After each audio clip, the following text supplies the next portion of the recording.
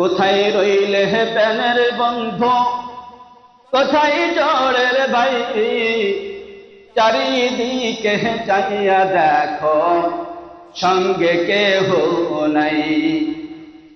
কোথায় রইলে হে প্রাণের বন্ধু, কোথায় জোড়ের ভাই, চারিদিকে চাইয়া দেখো সঙ্গে কেহ নাই।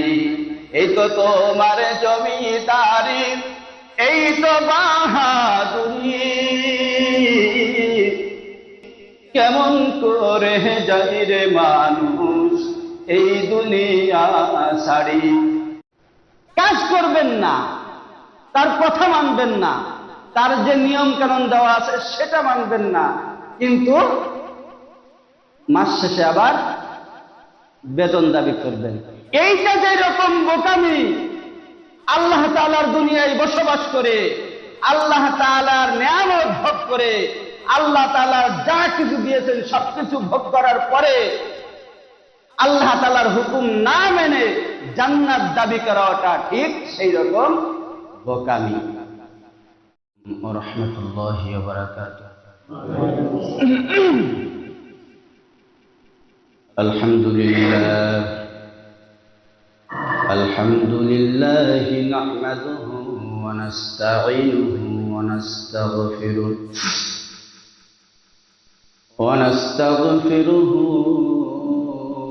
ওয়া নু'মিনু বিহি ওয়া নাতাওয়াক্কালু আলাইহি ওয়া নাউযু বিল্লাহি মিন শুরুরি আনফুসিনা من يهده الله فلا مضل له ومن يضلل فلا هادي له ونشهد أن لا إله إلا الله وحده لا شريك له ونشهد أن سيدنا ومولانا محمد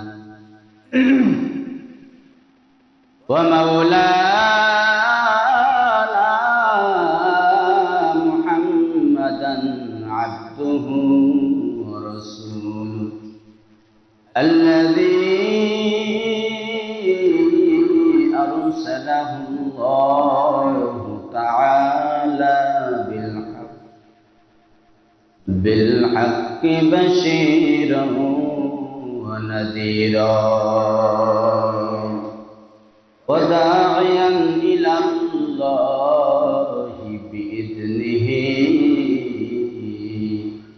وسراجا منيرا.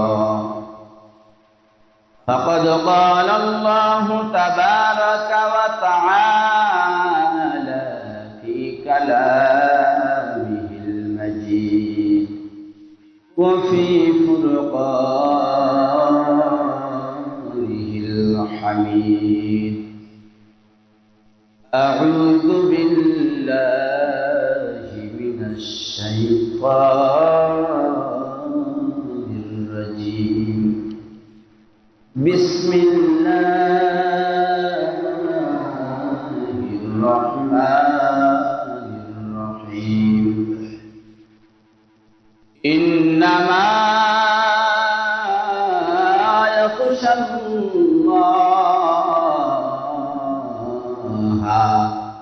من عباده العلماء.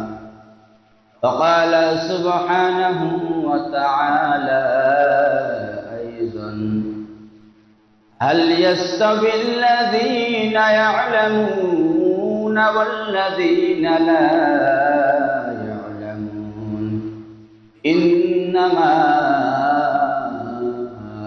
يتذكر أولو الألباب. وقال سيدنا عليه الصلاة والسلام: خيركم من تعلم القرآن وعلمه فقال سبحانه وتعالى في شان حبيبه إن الله وملائكته يصلون على النبي يا أيها الذين آمنوا صلوا عليه وسلموا تسليما محبة الشمس والدين إبراهيم اللهم صل على محمد وعلى آل محمد كما صليت على إبراهيم وعلى آل إبراهيم إنك حميد مجيد اللهم بارك على محمد وعلى آل محمد كما باركت على إبراهيم وعلى آل إبراهيم إنك حميد مجيد سبحانك لا علم لنا إلا ما علمتنا إنك أنت العليم الحكيم صدق الله العلي العظيم وصدق رسوله النبي الكريم ونحن على ذلك لمن الشاهدين والشاكرين والحمد لله رب العالمين الحمد لله মহান রব্বুল আলামিনের দরবারে কোটি কোটি শুকরিয়া জ্ঞাপন করি যে রব্বুল আলামিন যে মহান স্রষ্টা আমাদেরকে মহব্বত করে ভালোবেসে ঈমানের হালতে মুসলমান হিসাবে আল্লাহ তাআলার মহান হুকুম জুমার নামাজ আদায় করার জন্য আমাদেরকে মহল্লা মসজিদে আগে আগে উপস্থিত করেছেন। এই জন্য সেই কবুল দরবারে শুকরিয়া জ্ঞাপন করি। সবাই বলি আলহামদুলিল্লাহ। প্রতিনিয়ত বলে থাকি শুকরিয়ার আলোচনা শুরু করলে দুনিয়াতে যত কলম আছে সমস্ত কলম শেষ হয়ে যাবে। কবি বলেন যদি দুনিয়ার সমস্ত গাছগুলাকে কলম তৈরি করা হয় আর এইটা দিয়ে যদি আল্লাহ তাআলার শুকরিয়া নিয়ামত লেখা শুরু করা হয় তাহলে দুনিয়ার সমস্ত কলম শেষ হয়ে যাবে, কিন্তু আল্লাহ তাআলার নিয়ামতের শুকরিয়ার বর্ণনা করা শেষ হবে না। আমরা কেউ আল্লাহ তাআলার কাছে দোয়া করি নাই, দরখাস্ত করি নাই। আমরা জানি আল্লাহ তাআলা দুনিয়াতে যত মাখলুক সৃষ্টি করেছেন সমস্ত মাখলুক থেকে শ্রেষ্ঠ মাখলুক আশরাফুল মাখলুকাত মানুষ। এই মানুষ ব্যতীত আর যা আছে সবগুলা মানুষের থেকে কম দামি, সব থেকে মর্যাদাপূর্ণ, সব থেকে সম্মানিত মাখলুক সেটা হলো মানুষ, আর তা হলো আমরা। কিন্তু আমরা আল্লাহ তাআলার কাছে একটা বারের জন্য অনুরোধ করি না, এই রিকোয়েস্ট করি না, এই দরখাস্ত করি না যে আল্লাহ আপনি আমাদেরকে আপনার সব থেকে শ্রেষ্ঠ মাখলুক মানুষ হিসেবে আমাদেরকে সৃষ্টি করেন, করি নাই। কিন্তু না চাইতেও আল্লাহ তাআলা আমাদেরকে এই নিয়ামত দিয়েছেন। এভাবে করে অসংখ্য নিয়ামত দুনিয়াতে যত মানুষ আল্লাহ তাআলা পাঠিয়েছেন, এই মানুষের মধ্যে সব থেকে শ্রেষ্ঠ মাখলুক, শ্রেষ্ঠ মানুষ হিসেবে সব থেকে শ্রেষ্ঠ মানুষ মুহাম্মদ রাসূলুল্লাহ। সেই মুহাম্মদ রাসূলুল্লাহ শ্রেষ্ঠ উম্মত হিসেবে আল্লাহ তাআলা আমাদেরকে পাঠাইছেন। এই উম্মতের মধ্যেও আল্লাহ তাআলা আমাদেরকে শ্রেষ্ঠত্ব দান করেছেন। এই কোনো কিছুই আল্লাহ তাআলার কাছে আমরা দরখাস্ত করি নাই, কিন্তু যেই মহান আল্লাহ আমাদেরকে এই দুনিয়ায় এই পৃথিবীতে পাঠালেন শ্রেষ্ঠত্ব দান করে,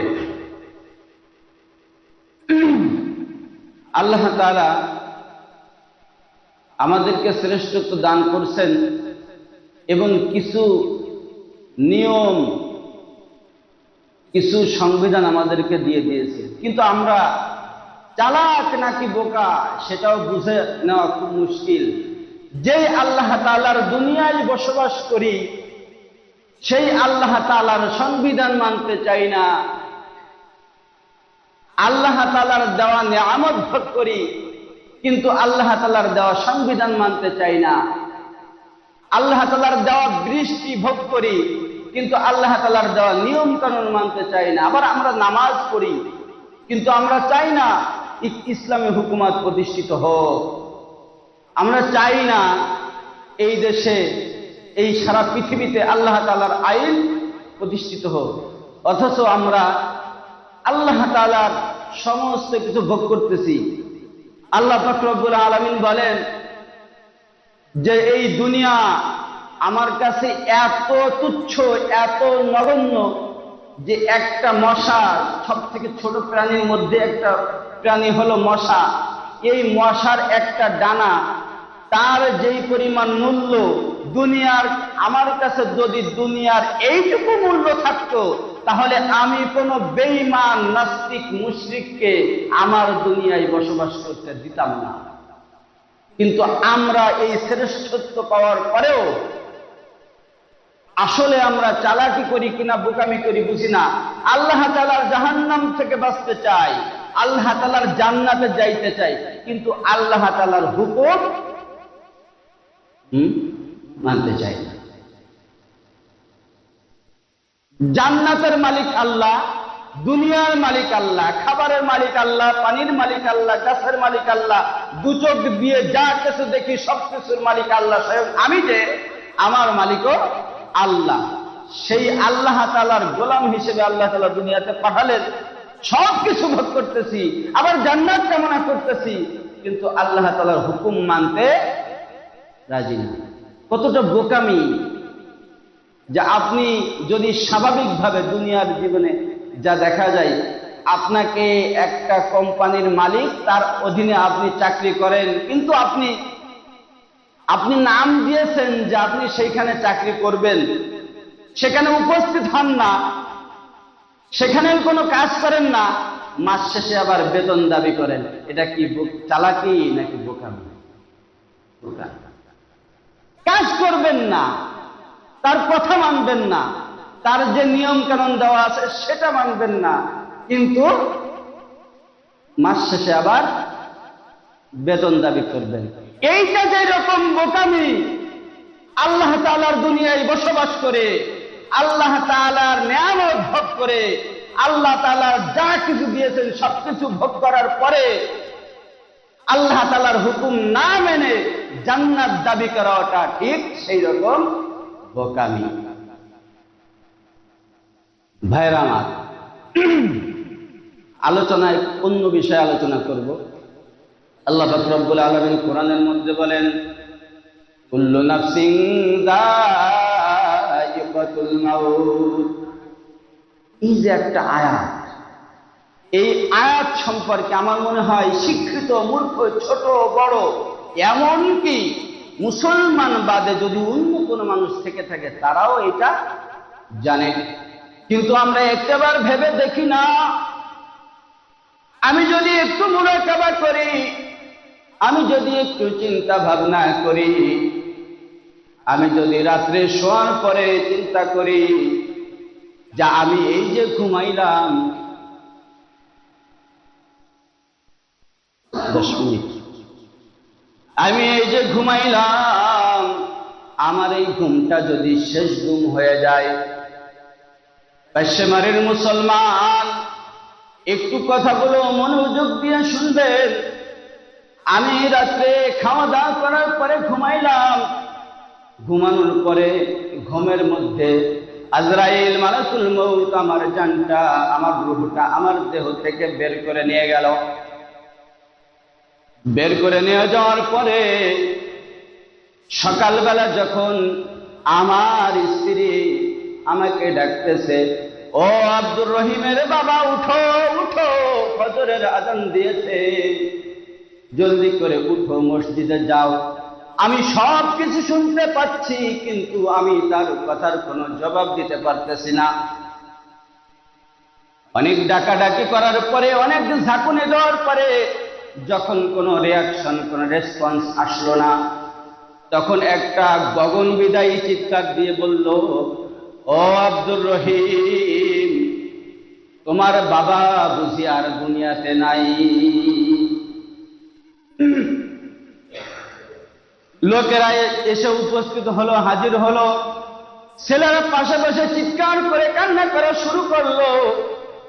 এরকম ভাবে একদল লোক বাড়ি এসে যখন জানতে পারলো আব্দুর রহিমের বাবা আব্দুল করিম আর দুনিয়াতে নাই, একদল লোক আমাকে আপনাকে দাফন করার জন্য কবর খোঁড়ার দিকে রওনা করলো। আর একদল লোক আমাকে শেষ বিদায় দেওয়ার জন্য, শেষ পোশাক পরানোর জন্য, কাফনের কাপড় কেনার জন্য বাজারের দিকে রওনা করলো। আরেক শ্রেণীর মানুষ আমাকে গোসল দেওয়ার জন্য, আপনাকে গোসল দেওয়ার জন্য পানি গরম করা শুরু করলো। এইভাবে করে এক এক শ্রেণীর মানুষ আমাকে আপনাকে শেষ বিদায় দেওয়ার জন্য প্রস্তুতি গ্রহণ করতেছে। পশ্চিমারির মুসলমান, একটু চিন্তা করে দেখেন, যখন পরিবেশটা এইরকম, এক এক দিকে এক এক শ্রেণীর মানুষ তারা আমাকে আপনাকে শেষ বিদায় দেওয়ার জন্য প্রস্তুতি গ্রহণ করতেছে, আমার আপনার স্ত্রী বেহাল দশা, পাগলের মতো মাতম করতেছে, চিৎকার করে কান্না করতেছে, আমার সন্তানেরা, আপনার সন্তানেরা কান্না করবে, এরকম একটা মুহূর্ত। সেই মুহূর্ত দুনিয়ার যত মাতুব্বারি থাকুক না কেন, যত বড় বাচ্চা আপনি হন না কেন, যত সম্পদের মালিক আপনি হন না কেন, যত টাকা পয়সার মালিক আপনি হন না কেন, যতই বাহাদুরি আপনার থাকুক না কেন, আপনার শরীরের যেই পোশাকটা ছিল গোসল করানোর সময় আপনাকে খাটের উপর শোয়াইয়া, আপনার শরীরের যে নিচে, পাঞ্জাবের নিচে যে একটা গেঞ্জি থাকে, সেই গেঞ্জিটা পর্যন্ত আপনার দেহ থেকে আলাদা করে নিয়ে যাবে। এরকমটাই তো হয়। ওইদিকে সন্তানেরা চিৎকার করে কান্নাকাটি করতেছে, আর একদিকে স্ত্রী চিৎকার করে কান্নাকাটি করবে, আর একদিকে মা বাবা বুকে ব্যথা নিয়ে, কষ্ট নিয়ে কান্নাকাটি করতে থাকবে। এই তো তোমার জমিদারি, এই তো বাহাদুরি, কেমন করে যাই রে মানুষ এই পৃথিবী ছাড়ি। পিতাই কাঁদবে, মাতাই কাঁদবে, দুঃখ বুকে লইয়া, পাগল বেশে কাঁদবে বধূ বিধবা সাজিয়া। পিতাই কাঁদবে, মাতাই কাঁদবে, দুঃখ বুকে লইয়া, আউলাকে সে কাঁদবে বধূ বিধবা সাজিয়া। ছেলে মেয়ের ক্রন্দনেতে আকাশ হইবে ভারী, কেমন করে যাই রে মানুষ এই পৃথিবী ছাড়ি। এইভাবে চলতে চলতে যখন গোসল দেওয়া হয়ে যাবে, যখন কাফনের কাপড় পরানো হয়ে যাবে, আপনাকে, আপনার জন্য, আমার জন্য জানাজার নামাজ পড়িয়া সমস্ত মানুষ শেষ বিদায়ের জন্য আপনার পক্ষ থেকে, আমার পক্ষ থেকে, সমাজের মানুষের কাছে ক্ষমা চেয়ে নিবে। ক্ষমা চাওয়ার পরে আপনাকে অন্ধকারে একটা ঘরে ওখানে একাকে রেখে আসবে। দুনিয়ায় চলার সময় কত বন্ধু বান্ধব ছিল, কয়েকজন বন্ধু মিলে, ভাই ব্রাদার, নিজের বংশের লোকজন মিলে কত বাহাদুরি করেছ, অন্যের কত সম্পদ বেহক ভাবে জোর জবরদস্তি করে ভোগ করেছ। ওইখানে যাওয়ার পরে কোনো সঙ্গী নাই, কোনো সাথী নাই, বাতিও নাই, বিছানা নাই, বন্ধু বান্ধব কেউ কাউকে খুঁজে পাওয়া যাবে না। কোথায় রইলে হে প্রাণের বন্ধু, কোথায় জোড়ের ভাই, চারিদিকে চাইয়া দেখো সঙ্গে কেহ নাই। কোথায় রইলে হে প্রাণের বন্ধু, কোথায় জোড়ের ভাই, চারিদিকে চাইয়া দেখো সঙ্গে কেহ নাই। এই তো তোমার জমিদারি, এই তো বাহাদুরি, এই তো তোমার জমিদারি, এই তো বাহাদুরি। কেমন করে যাই রে মানুষ এই দুনিয়া ছাড়ি, কেমন করে যাই রে মানুষ এই পৃথিবী ছাড়ি। আমার আপনার নবী মুহাম্মদুর রাসূলুল্লাহ, ভালোবাসার নবী, মুহাব্বতের নবী, দয়ার নবী, তিনি ডাক দিয়ে বলেন, ও আমার উম্মতের দল, কুন আলিমান আও মুতাআল্লিমান আও মুহিব্বান আও মুঈনান। তোমরা জেনে গেছো, তোমরা বুঝতে পেরেছো, দুনিয়ার থেকে একটা সময় হলেও তোমার চলে যাওয়া লাগবে। এই হাম সব মুসাফির হ্যায় वही आखिर ठिकाना, यहाँ हम सब मुसाफिर हैं वही आखिर ठिकाना। कोई आगे रवाना है कोई पीछे रवाना। আসার জন্য সিরিয়াল আছে, কিন্তু যাওয়ার জন্য কোনো সিরিয়াল নাই। সবার জন্য প্রস্তুত হয়ে আছে কবর, ওই কবরে সবার একদিন হলেও যাওয়া লাগবে। তাই তো আল্লাহ রসুল, আমার নবী, আপনার নবী, মুহাব্বতের নবী, আমাদের জন্য চিন্তা করে বলেন, তোমরা 4 শ্রেণীর লোকের মধ্যে অবশ্যই থাকবা। খবরদার খবরদার, তোমরা 5ম শ্রেণীর লোকের তালিকাভুক্ত হবা না। তোমাদেরকে আমি বলে যাই, একটা সময় আমি থাকবো না, তোমরা সেই সময় মনে রাখবা, কোন আলিমান, কোন আলিমান, তোমরা অবশ্যই আলেম হবা। যদি এই সময় এসে বুড়ো হয়ে আসলে কি শুরু করে দিয়েছে, কারণ কি আলেম হওয়া সম্ভব, তাই না? আল্লাহ রসুল বলেন, কোন আলিমান, শোনো তোমরা প্রত্যেকেই আলেম হবা। যদি আলেম হইতে না পারো, আও মুতাআল্লিমান, তবে ইলম অর্জনের শিক্ষার্থী হবা। তুমি আলেম হইতে পারো না, তাতে কোনো সমস্যা নাই, তাহলে তুমি ইলম অন্বেষণকারী তালিবুল ইলম হয়ে যাও। কেন কেন? আল্লাহ তাআলা কোরআনের মধ্যে ডাক দিয়ে বলেন, ইন্নামা ইয়াখশাল্লাহা মিন ইবাদিহিল উলামা।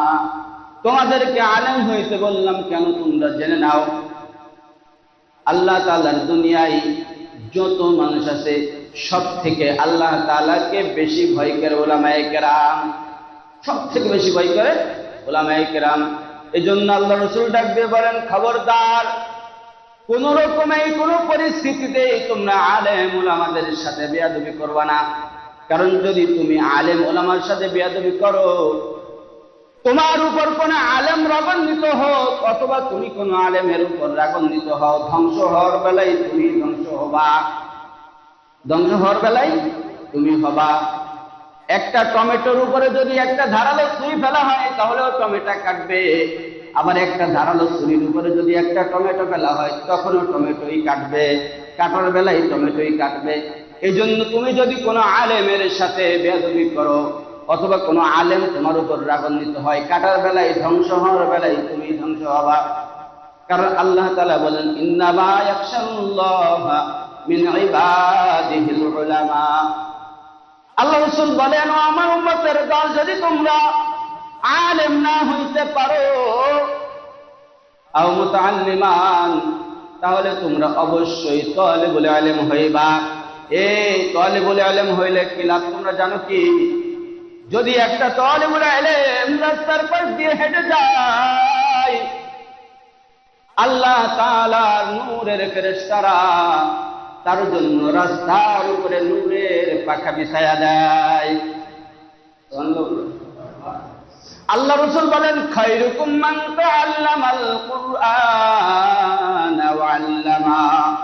দুনিয়ার মধ্যে অনেক প্রকার মানুষ আছে, মাস্টার আছে, ডাক্তার আছে, ইঞ্জিনিয়ার, অ্যাডভোকেট, লয়ার, ম্যাজিস্ট্রেট, জজ, member, chairman, police, army, BDR, প্রধানমন্ত্রী, সেকেন্ড মন্ত্রী, থার্ড মন্ত্রী, চতুর্থ মন্ত্রী, যত মন্ত্রী আছে, যত মানুষ আছে, সমস্ত মানুষের মধ্যে দুই শ্রেণীর মানুষকে আল্লাহ তাআলা আল্লাহ রাসূলের মাধ্যমে শ্রেষ্ঠত্বের ঘোষণা দিয়েছেন। কয় শ্রেণীর মানুষ? দুই শ্রেণীর মানুষ।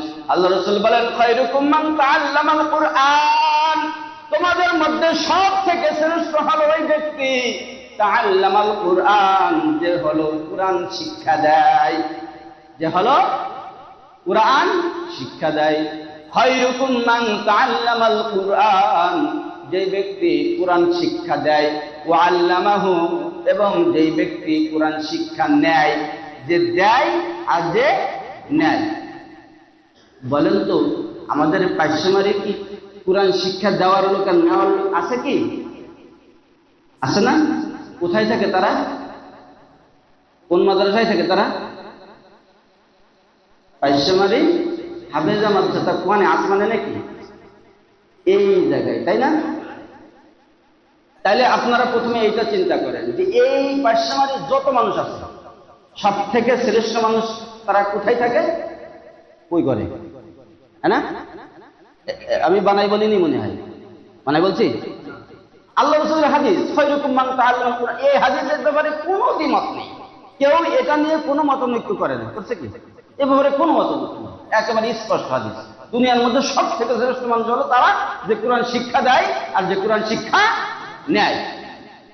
আল্লাহ রাসূল সাল্লাল্লাহু আলাইহি ওয়াসাল্লাম বলেন শুধু এখানেই শেষ নয়, আল্লাহ তাআলা তালিবুল ইলমকে এত মর্যাদা দান করছে, এত মর্যাদা দান করছে, যদি কোন এলাকায় তালিবুল ইলমের যাতায়াত থাকে, ইলম অন্বেষণকারী ইলম শিক্ষার্থীর যাতায়াত থাকে, তাহলে আল্লাহ তাআলা ফেরেশতাদেরকে ডাক দিয়ে বলেন ও আমার ফেরেশতারা তোমরা শোনো শোনো, তোমাদেরকে সাক্ষী রেখে আজ আমি বলে দেই, এই যে তালিবুল ইলম এই জায়গা দিয়ে চলাফেরা করে, এর সম্মানার্থে তার সম্মানের দিকে তাকাইয়া এই আশপাশে যতগুলা কবর আছে এই কবরের আযাবগুলো আমি মাফ করে দিলাম।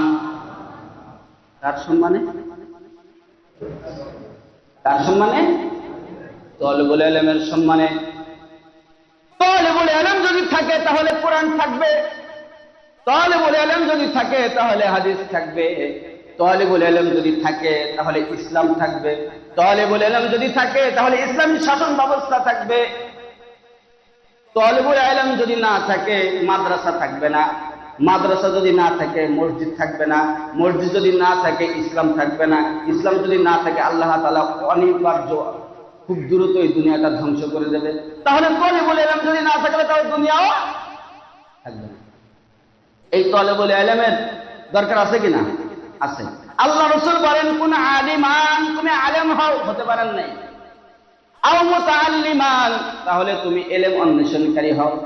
আল্লাহ রাসূল তো জানেন যে কিছু লোক আছে তারা সারাদিন নিজেদের কাজকর্মে ব্যস্ত থাকে, তারা মুতাআল্লিমান, তারা ছাত্র হতে চাইলেও হতে পারবে না।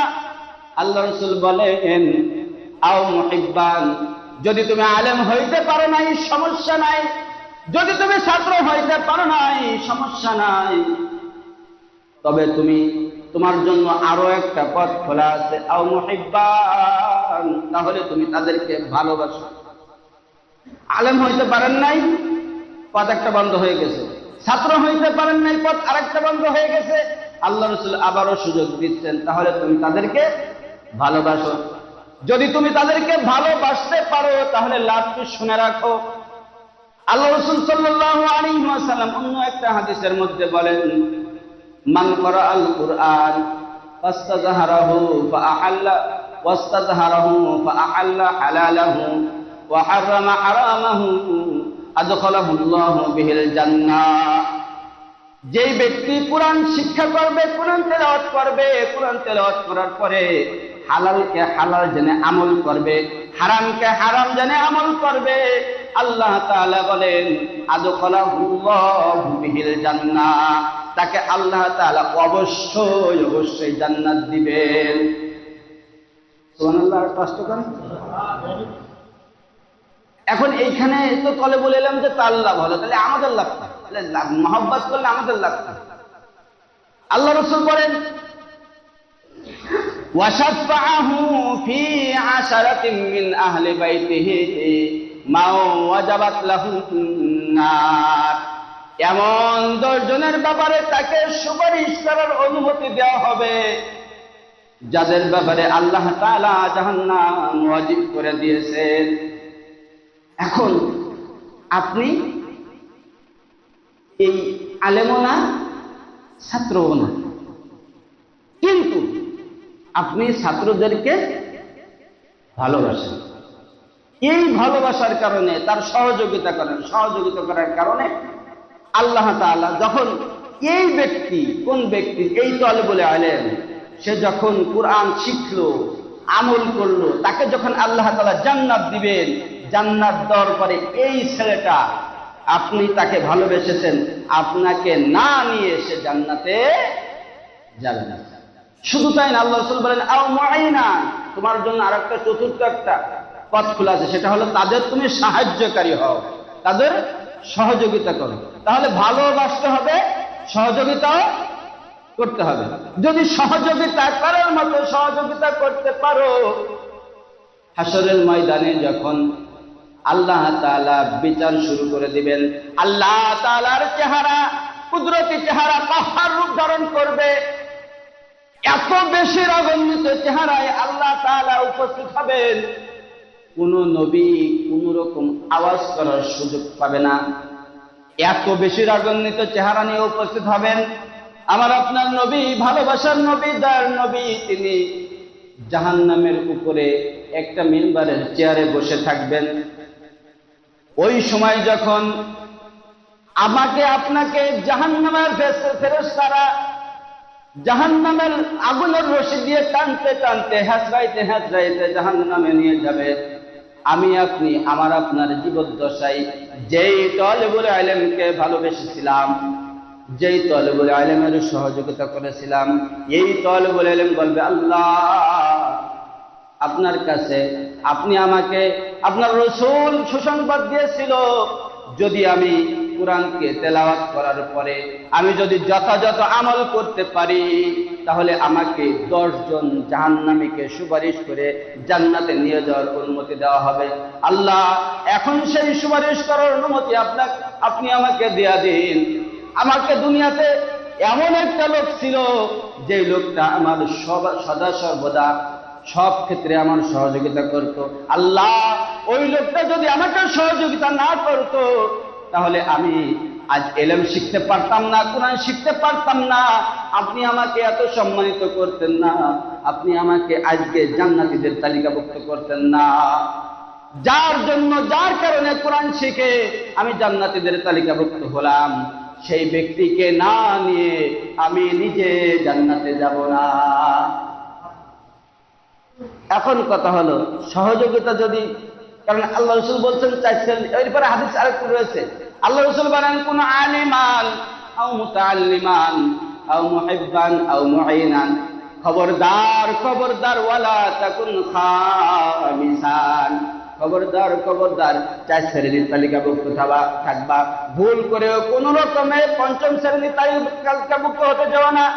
তাহলে হয়তো কি হতে হবে, আলেম হতে হবে, না হলে ছাত্র হতে হবে, না হলে হ্যাঁ ভালোবাসতে হবে, সাথে সাথে সাহায্যকারী হতে হবে।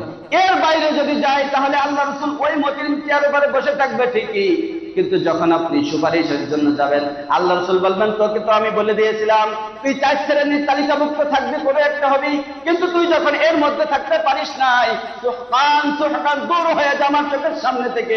তোকে আমি বারবার বলেছিলাম তুই 5ম শ্রেণীর তালিকাভুক্ত হবি না, তুই 5ম শ্রেণীর তালিকাভুক্ত হয়ে গেছিস, এখন তোকে আমি আর সুপারিশ করতে পারবো না, আমার চোখের সামনে থেকে দূর হয়ে যা। আল্লাহ রাসূল যদি ওই সময় ওই মুহূর্তে আমাকে আপনাকে চোখের সামনে থেকে দূর হওয়ার জন্য তাড়িয়ে দেয়, তাহলে আমার মতো কপাল পুরা হতভাগা দুর্ভাগা আর কেউ দুনিয়াতে, সারা দুনিয়ায় আখিরাতে কেউ হবে না। সব থেকে বেশি দয়ার কান্ডারি, রহমতের কান্ডারি মুহাম্মদুর রাসূলুল্লাহ, তিনি হলেন আমাদের একেবারে শেষ ভরসা, একেবারে শেষ ভরসা। লম্বা আলোচনা ওইদিকে যাচ্ছি না, একেবারে শেষ ভরসা। এই শেষ ভরসা যদি বাংলাদেশে কি আছে, এটাকে কি বলে, প্রত্যেক জেলায় যে কোর্ট থাকে, কি কোর্ট বলে এটাকে, দায়রা কোর্ট, হ্যাঁ জজ কোর্ট, প্রত্যেক জেলায় দেয়, এরপরে বিভাগে, তাই না, তারপরে হাইকোর্ট। হাইকোর্টে যদি আপনার বিরুদ্ধে উকিল সাহেব রায় ঘোষণা করে, এরপরও আরো একটা সুযোগ থাকে সুপ্রিম কোর্টে, ওখানে গিয়ে আপিল করার মতো। সুপ্রিম কোর্ট থেকে যদি আপনাকে ফিরাইয়া দেয়, এরপরেও টাকার জোরে জোর জবরদস্তি করে জেল ভেঙে আপনার দুনিয়ার থেকে বেঁচে যাওয়ার একটা সুযোগ আছে। কিন্তু সব থেকে বেশি সুপার পাওয়ার আল্লাহ তাআলা যাকে দিয়েছেন মুহাম্মদ রাসূলুল্লাহ, তিনি যদি সেখান থেকে ওই আখিরাতের ওই দিনে আমাকে সুবহান বলে তাড়িয়ে দেন, তাহলে আমার আর যাওয়ার কোনো জায়গা থাকবে না। তাহলে আমাদের এই হাদিস থেকে আমরা কি জানলাম, আমাদের কি হতে হবে, 4 শ্রেণীর কোনো এক শ্রেণীর তালিকাভুক্ত আমাদের হতেই হবে, এছাড়া দ্বিতীয় বিকল্প কোনো পথ খোলা নাই। আছে কি? আর একটু কথা বলার দরকার ছিল, আমাদের মেম্বার সাহেব কিছু কথা বলবেন, আমরা তার কথাগুলো একটু শুনি।